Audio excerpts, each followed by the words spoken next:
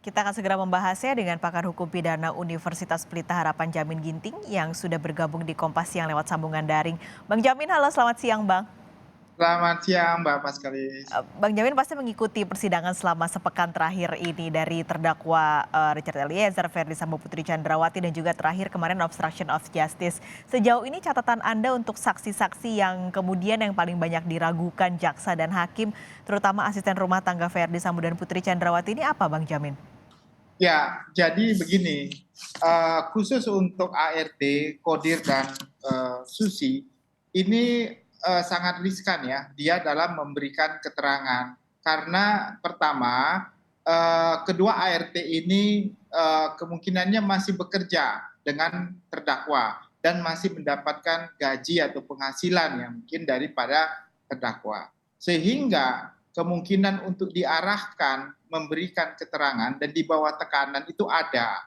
Ya karena sehari-hariannya masih ada di rumah di sana walaupun tidak bertemu langsung dengan terdakwa. Nah, keadaan seperti ini akan menyulitkan bagi seorang saksi fakta yang melihat, mendengar, dan mengalami sendiri apabila mereka digiring untuk membuat suatu skenario lalu dimasukkan dalam pikiran mereka sehingga terbentuk mindset tersebut.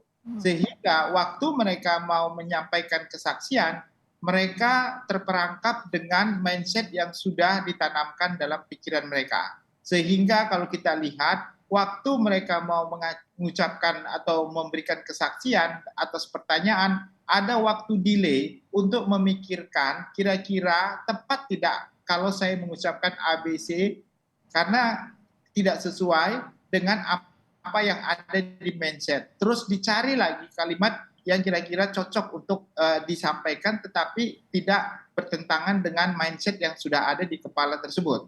Hal ini saya kira bukan hal baru lagi yang dihadapi oleh jaksa ataupun hakim karena hakim sudah terbiasa berhadapan dengan saksi-saksi yang berusaha diarahkan oleh contohnya ya oleh pengacaranya atau oleh orang yang berkepentingan terhadap orang ini untuk mengatakan atau mengucapkan sesuatu yang kira-kira berbeda.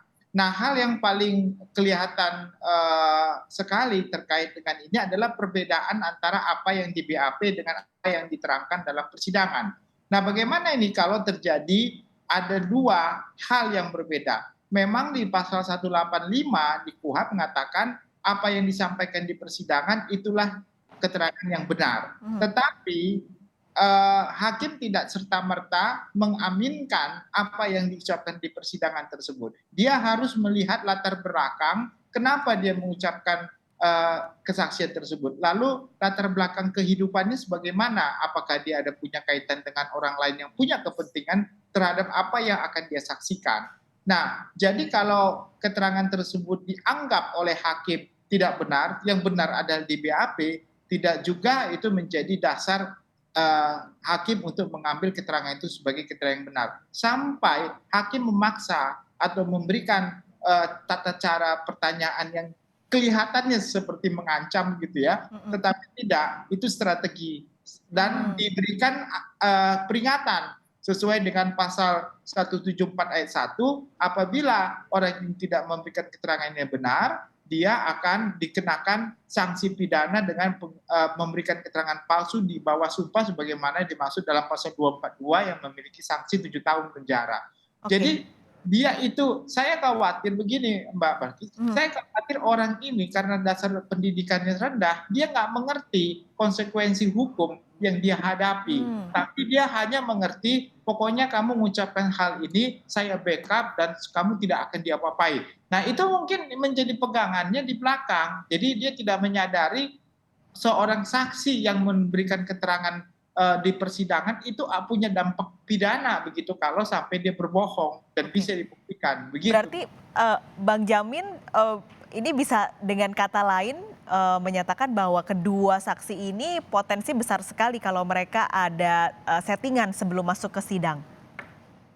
Bukan hanya saksi begini saja ya, saksi-saksi yang di persidangan kalau contohnya itu orang yang punya kedekatan dengan salah satu terdakwa atau orang lain yang punya kepentingan, biasanya mereka bertanya, kira-kira apa ya nanti yang saya akan memberikan kesaksian. Hmm, Tapi kalau kita benar, kalau orang yang benar tidak merekayasa, gampang sekali, Mbak Paskalis. Dia kan kalau dia saksi yang melihat, mendengar, dan mengalami.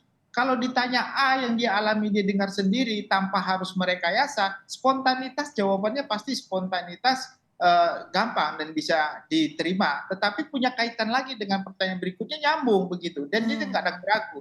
Tetapi kalau ditanya yang tidak ditanya dijawab, atau yang ditanya tetapi lambat memberikan respon dan berpikir panjang, nah ini juga menjadi dasar bagi hakim kemungkinan orang ini akan berbohong atau memberikan keterangan berbelit-belit begitu. Oke. Nah ini seperti itu gitu. Ini bisakah mereka akhirnya nanti bisa jadi tersangka karena memberi keterangan palsu? Syaratnya apa, Bang Jamin, sampai saksi ini bisa nanti malah menjadi tersangka begitu? Ya, kalau dia disesuai dengan pasal 174 tadi yang saya sebutkan di ayat 1, maka seketika tadi sudah kita dengar jaksa meminta penetapan kepada hakim untuk menetapkan seseorang ini menjadi tersangka pada saat itu juga. Nah, bisa saja hakim pada saat itu juga memerintahkan jaksa penuntut umum untuk menetapkan orang itu sebagai tersangka dan dia dimasukkan dalam penyidikan ya untuk membuktikan apakah orang ini bohong atau tidak. Hmm. Bisa juga itu setelah sidang ini, maka para pihak seperti contohnya kuasa hukum dari terdakwa yang merasa dirugikan ya atau pihak lain korban ya, contohnya korban dari pengacara Yosua melaporkan karena keterangan dia itu mengakibatkan kerugian bagi korban. Itu juga bisa diajukan laporan pidana kepada polisi dan polisi nanti langsung menyampaikan kepada jaksa. Tapi kalau dengan cepat seperti pasal 174 tadi ya langsung hakimnya memerintahkan jaksa untuk menetapkan seseorang ini menjadi tersangka. Tersangka, oke. Tapi untuk memastikan kedua saksi ini nantinya benar-benar bisa mengatakan yang sesungguhnya itu gimana caranya, Bang Jamin? Eh, ini banyak cara sebenarnya. Yang paling prinsip sebenarnya ini kan saksi penting, apalagi Susi ya, khusus Hmm. Susi karena dia tahu rentetan kejadian dari Magelang, Saguling dan Duren 3. Jadi saya kira harus ditempatkan dalam tempat khusus begitu supaya dia tidak bisa lagi dipengaruhi oleh Hmm. siapapun begitu. Jadi dia bisa dengan leluasa contohnya menerangkan ya di luar persidangan dan juga apa yang dia lihat, apa yang dia dengar gitu. Jadi kalau sampai dia bebas dan masih bekerja contohnya sampai saat ini di rumah majikannya yaitu FS dan PC, saya khawatir kejadian berulang lagi nanti akan terjadi waktu dia diperiksa untuk kasus yang lain ya Hmm. kan masih baru satu kasus Baradae ya, masih ada RR dan Mahfud juga Kuat Ma'ruf ya. Hmm. Ya, jadi saya kira harusnya hakim memerintahkan untuk dimasukkan dalam tempat khusus begitu. Baik itu contohnya bisa aja dia memerintahkan dalam perlindungan LPSK karena saksi dikhawatirkan terancam jiwanya gitu. Kalau sampai nanti dia dibiarkan berada di tempat atau sedang bekerja di rumah terdakwa pada saat ini gitu. Karena meskipun FS dan PC saat ini sudah ada di sel, pengaruh itu bisa datang dari siapa saja yang ada di sekitarnya dia meskipun kalau dia masih tinggal di rumah tuannya begitu. Iya, banyak sekali kan ada orang lain, contohnya ya saya tidak menduga, tapi bisa saja kuasa hukum contohnya mengarahkan kan bisa bisa terjadi juga seperti itu begitu kan, atau pihak lain yang berkepentingan. Pada umumnya, Mbak, kalau saksi-saksi yang menguntungkan kita, contohnya terdakwa itu biasanya kuasa hukum memberikan arahan, tapi arahan itu tentu bahaya kalau sampai arahan itu menyangkut berbohong. Karena Hmm. apa? Kalau sampai diketahui pengacaranya memberikan keterangan yang supaya berbohong, itu masuk penyertaan jadinya. Pengacaranya masuk pasal 55, Hmm. menyuruh orang untuk melakukan suatu tindak pidana, yaitu memberikan keterangan palsu di dalam persidangan. Jadi itu resiko juga bagi pengacara sampai kalau sampai-sampai pengacara memberikan keterangan mengarahkan orang itu untuk berbohong. Itu nggak boleh dan bisa kena itu pengacaranya dengan pasal 55 begitu. Oke, Jadi tapi kalau misalnya Bang Jamin nanti kedua saksi ini tiba-tiba jadi tersangka karena memberikan keterangan palsu, ini nanti akan mempengaruhi jalannya persidangan nggak Bang Jamin? ya ada ketentuan mengatakan, tapi tidak selalu diambil seperti itu, harus diputuskan terlebih dahulu apakah orang ini bersalah atau tidak bersalah untuk memberikan keterangan palsu. Kalau dia bersalah berarti kan dia tidak bisa lagi diminta keterangannya karena dia sudah nyata-nyata melakukan suatu perbuatan keterangan palsu. Tapi kalau tidak terbukti masih bisa. Jadi perkara ini bisa ditunda sampai putusan menyatakan orang ini telah melakukan tindakan berbohong. Karena kalau dia berbohong, maka semua fakta yang dia sampaikan itu nilainya nol, nggak punya arti lagi, begitu kan? Jadi harus diperiksa terlebih dahulu, baru nanti perkara yang intinya dilanjutkan, begitu. Itu aturannya, begitu. Tapi bisa juga bersamaan, ya paralel juga bisa sebelum putusan akhir.